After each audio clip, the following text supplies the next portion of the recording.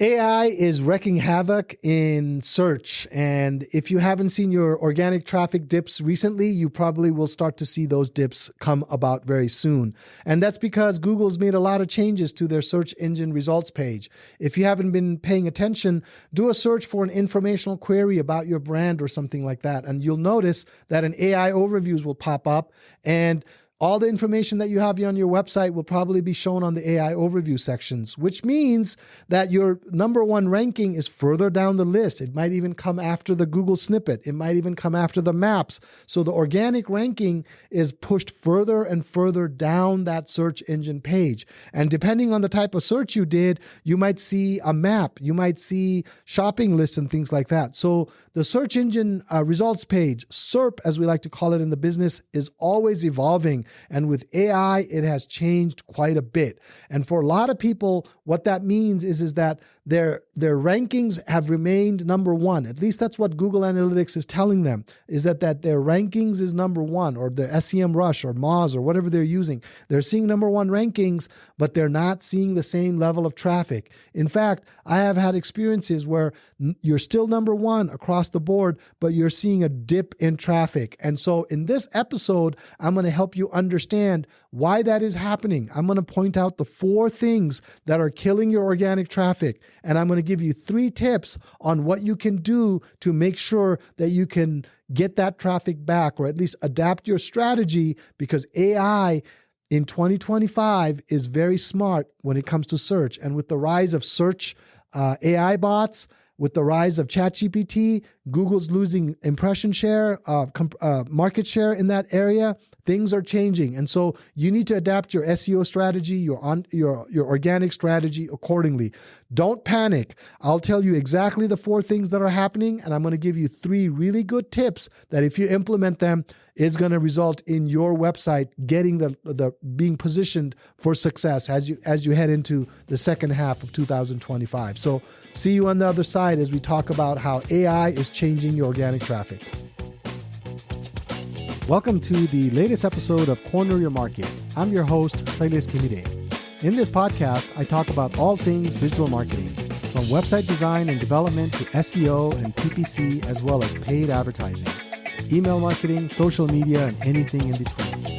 If you're a small business owner, a marketing manager in a company, or an entrepreneur, this podcast is for you. So tune in every Thursday at 10 a.m. You'll gain some practical insights, new strategies, tactics, and tools that will help you grow your business. To subscribe, go to corneryourmarketpodcast.com and select the podcast app of your choice. Then you can hit subscribe within those apps. That again is corneryourmarketpodcast.com. Also, don't forget to like and share our individual episodes. You can also leave a review in the app once you've listened to one of our episodes. So as I mentioned in the intro, this episode really is about how the Google search engine results page, SERP, has changed. For certain types of searches, you will notice that you're now getting an AI overview. And so that AI overview typically takes up the first third, or maybe the first, depending on how big your screen is, at least the first third of your page. You can always expand it a little bit more if you want. And if you do expand it, depending on the type of search term that you've searched for, the whole screen now is taken over by AI overviews.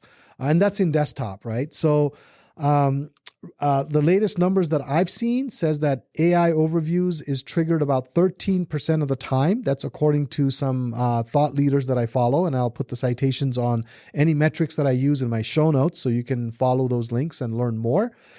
And then the AI overviews is usually triggered more for informational queries, and it's more on desktop and less on mobile, because part of it is on the mobile experience.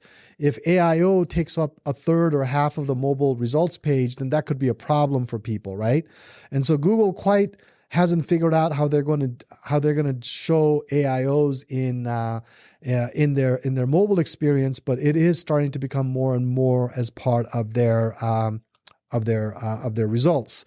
It's also less, AIO is less on near me type searches. So if you do a search for, like, pool cleaning service near me, or if you do a search for dentist near me or something like that, that's less likely to trigger a AIO.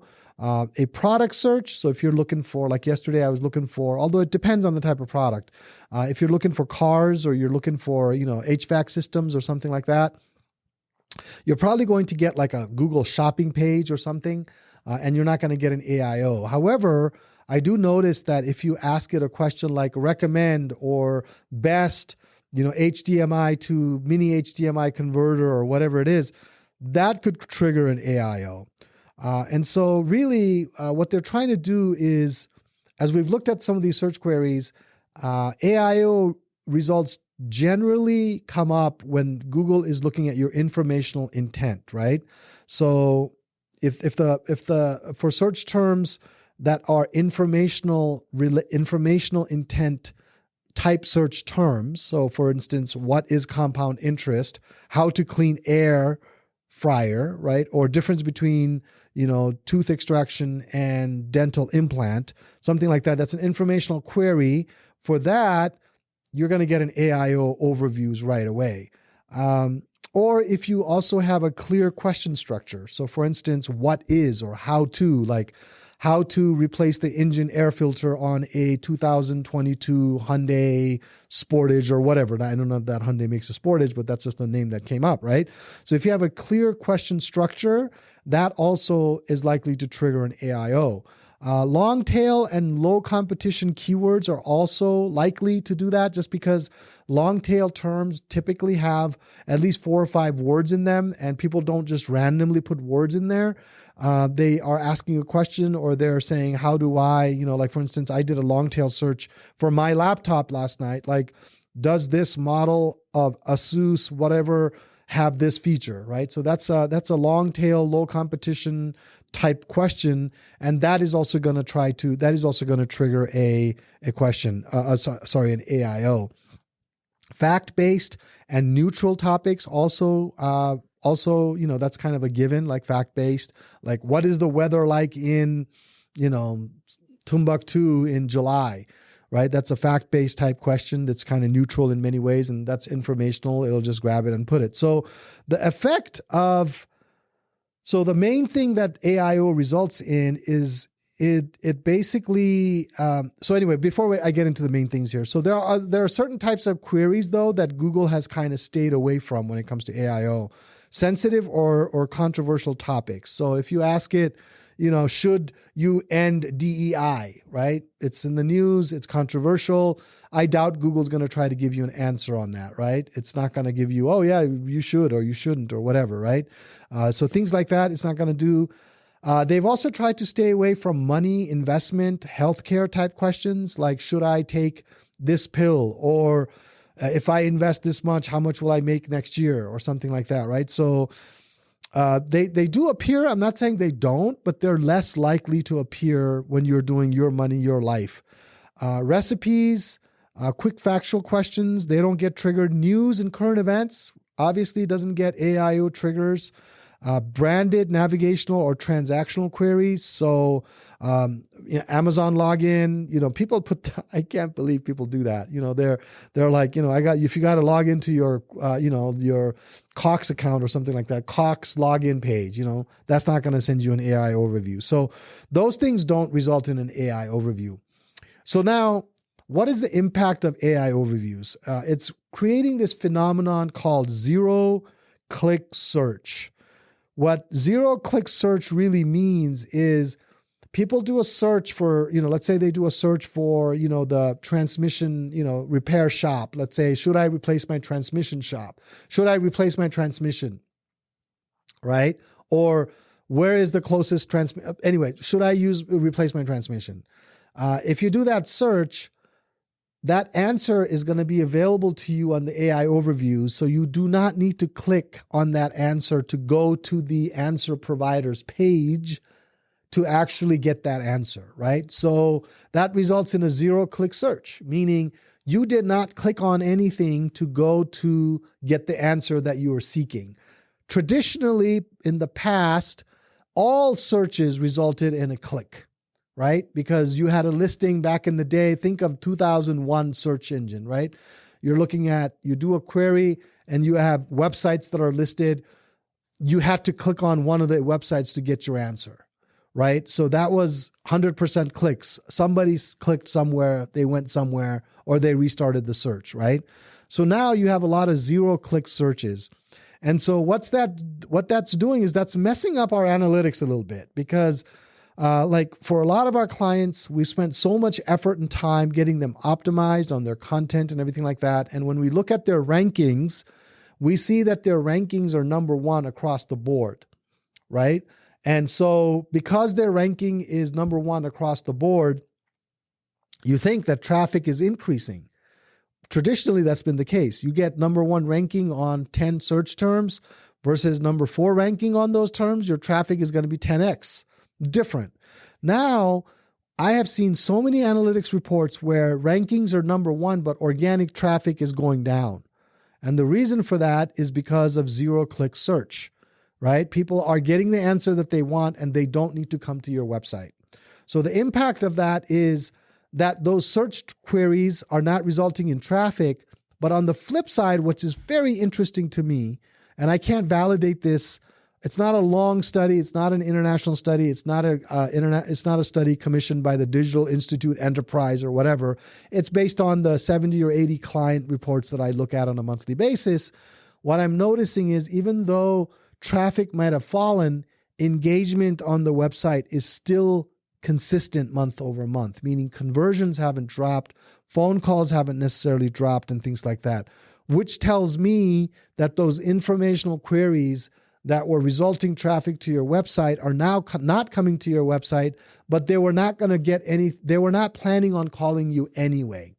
So that's my hypothesis on that. I don't know how it's going to break out or play itself out over the next few years, but that's kind of what we are seeing on our end, right? So anyway, so AI overviews is being triggered, which means a lot of click-through rates are going down on organic traffic. So it might be killing your organic traffic. Now, the downside of losing that informational query is that person that conducted the informational query comes to your website. They might not have been thinking about buying, but maybe after reading your post or reading your pages, they say, you know what, I'm going to go ahead and give you a call. So maybe what we're losing now is those marginal queries on the outlier queries that would have happened if AI overviews or 0-click didn't exist. So that's a real problem for businesses. That can be a real problem for businesses. Now, the third thing that is really creating a lot of issues right now is, I don't know if people have been paying attention or not, but Google's search engine search market share fell below 90% for the first time since 2015. And that happened, I think, in November or October of this past year, right? 2024.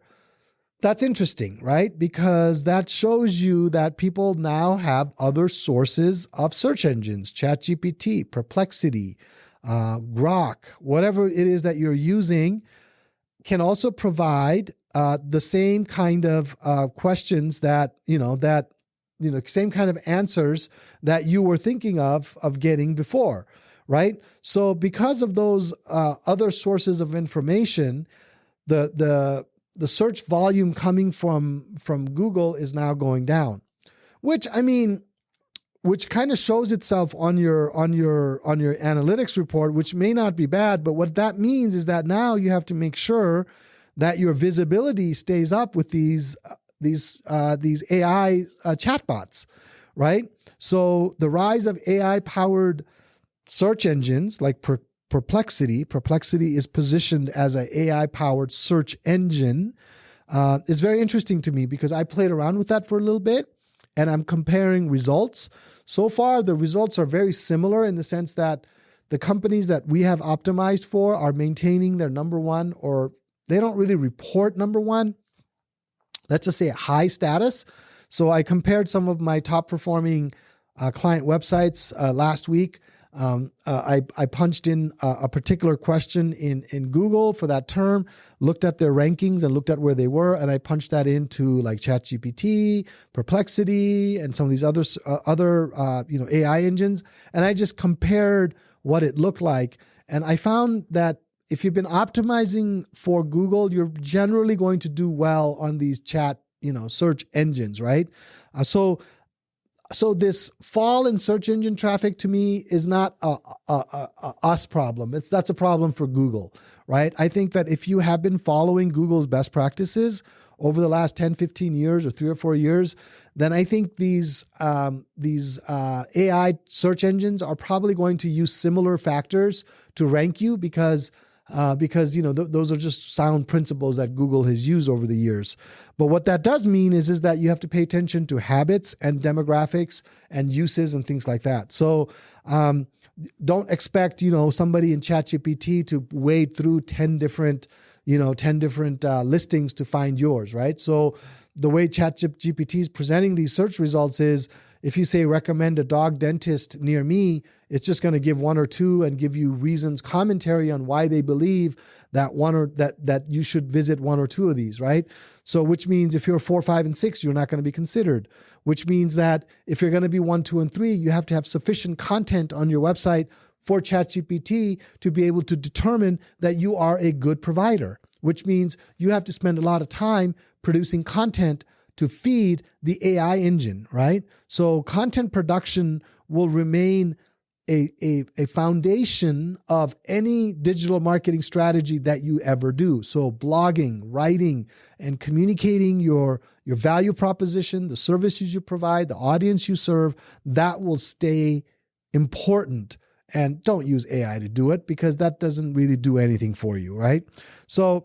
That's the third thing, right? So the rise of these other engines, right? So you might see a traffic drop from Google, but that does not mean that maybe traffic is going to drop across the board. It might just be reported as a referral coming from ChatGPT. So the search traffic metric might be falling, but the direct traffic or the referral traffic section of your report, if you're doing Google Analytics, I'm imagining Google Analytics here, that part's going to go up, right? So, and then another thing that is kind of, it's not exactly AI, but I think it is Google catering to the changing landscape, right? Speed has always been important in search. And so the latest Google algorithm update from March of 2025 has really elevated the need for sound technical SEO and UX optimization for your website, particularly on mobile. And I cannot emphasize that more. If you look at the core metrics, your site core metrics on desktop versus site core metrics on mobile, I have seen sites that have 99% green everywhere on desktop and red everywhere on mobile. And the reason for that is they are prioritizing the way in which your website loads on mobile, the timing of everything, the size of the images, and all the assets that you have on mobile. They're scrutinizing it more. So you're going to have LCP issues. You're going to have all these different issues, INP issues, and things like that. And if you don't know what those are, Google those terms, look in your Google Search Console. It'll give you a whole section on what needs to be improved and things like that. So it all goes down to mobile usability, that mobile user interface and things like that. And so this past 2 or 3 months, I have spent so much time just going through all of our client websites and updating the image compression plugins that we might have been using. Maybe they're not doing a very good job. Comparing different compression plugins, making sure I have the right one, and have even in some cases done a relayout of the blog page on mobile or the main content pages on mobile and took out images that are unnecessary. That very cute cat picture might have been really fun to put, but it's 2 megabytes, bro. It's taking up too much time. Even the compression, even when it compresses it 35% or 40%, it might still be too much. And the key number in this seems to be 2.5 seconds. So if your site does not load in 2.5 seconds on a mobile device, that page is going to get dinged by Google and you're going to lose traffic. So those are the 4 main drivers that could be killing your online organic traffic, right? So now that I've given you the lay of the land of the problem, what is the solution? Well, there's 3 solutions I can offer you, right? So the first solution is stick to EEAT: experience, expertise, authoritativeness, and trustworthiness. I did an entire podcast on this a couple of episodes ago, maybe a month ago, whenever it was. Go listen to that podcast. I'll put a link in my show notes for that podcast, but I cover what you need to do to stay in compliance with Google's EEAT: experience, expertise, authoritativeness, and trustworthiness. And then when it comes to, this isn't just applicable to Google, but also very applicable to the AI search engines, is authorship. The person that is writing the blog post and the authorship of that person and the credibility of that person is extremely important. And so what I would recommend that you do is invest time in building an author page, not just an about page, but an author page. So if you have let's say you're a dental clinic and you've been blogging for 5 or 6 years, let's create for you a dentist author page where we have your picture, compressed, really low, I'm not saying low resolution, but just a small picture. Let's have a really solid bio about you. Let's link to all the different schools you've gone to. Let's list all of the trainings that you've done. And let's at the bottom link to your LinkedIn profile, right? And then on LinkedIn, make sure that your page is verified. So yes, you do have to give them your driver's license, which I resisted for so many years, but I finally gave in to get that verified badge, right? Let's get you verified on LinkedIn. Let's also get your page up to speed, all the things filled up, following LinkedIn best practices and things like that.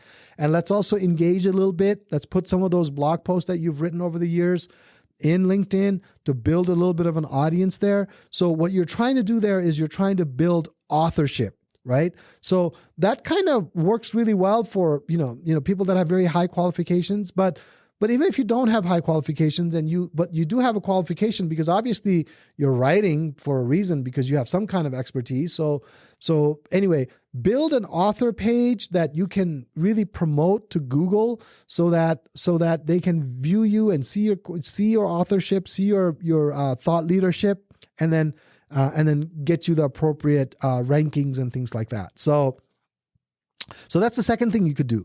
The third thing you could do is take a hard, cold look at user experience on mobile, right? So do the core metrics analysis that Google offers free on their web developer section of their website. Just do a Google search for it, and then put your URL in there. See what it says needs to be improved. Most of the time these days, it's image compression. It's layout, like how the site loads, like the order in which it loads, right? So you might not know this, but when the site loads, there's a certain order in which the site is loading on your mobile device, right? Does it load the header image first? Or does the web page need the header image to load first before it loads the text? Or is it vice versa, right? So you need to pay attention to that. You need to talk to your developer about that. You need to kind of have a really open conversation about what is absolutely needed on that page and what you could do without on that page, right?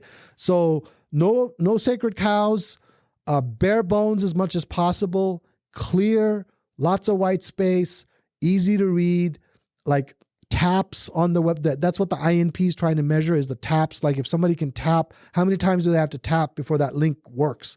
I've been on pages where I'm tapping. I'm like, what the heck, man? It's not working. Probably because the tap window is not big enough for that image or whatever it is that the developer did. So anyway, so that's kind of the things that you could do. You can always send me a question. You can always leave a comment, and you can always reach out to me depending on what you want to do. But just to recap, so in this episode, I talked about the ways in which AI is impacting search. I talked about, the AI overviews and how that's leading to zero-click search behavior. And then we also talked about, what did we talk about? We talked about the AI-driven search engines that are taking traffic away from Google. And then I gave you some tips on user experience and how to improve that. And then I also gave you some 3 very, very important pointers in terms of what you could do in order to be able to to get your site to continue to rank well. So there you go. That's all I have for today. Hope you enjoyed the episode. Like and share this. Share it wherever you want. And then let me know if you have any questions. So with that, I leave you and I say happy marketing. If you're a small business owner, a marketer in a company, or an entrepreneur, this podcast is for you.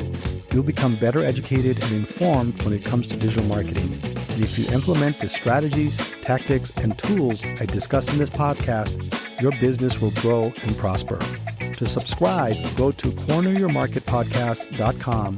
That again is corneryourmarketpodcast.com. You can also search for Corner Your Market in Apple Podcasts, Spotify, Google Podcasts, or wherever you get your podcasts, and you can subscribe through those apps. Also, don't forget to like and share our individual episodes. You can also leave a review. Finally, I would love to hear from you, so if you have any questions, feedback, or general comments about the topics I discussed, feel free to send me an email. I will be sure to share and discuss your feedback on the air if it will benefit our listening audience. You can write to me at connect@corneryourmarketpodcast.com. Just put listener comment in the subject line. That email again is connect@corneryourmarketpodcast.com. Thanks for listening. I look forward to being back next week. Until then, be good and do good.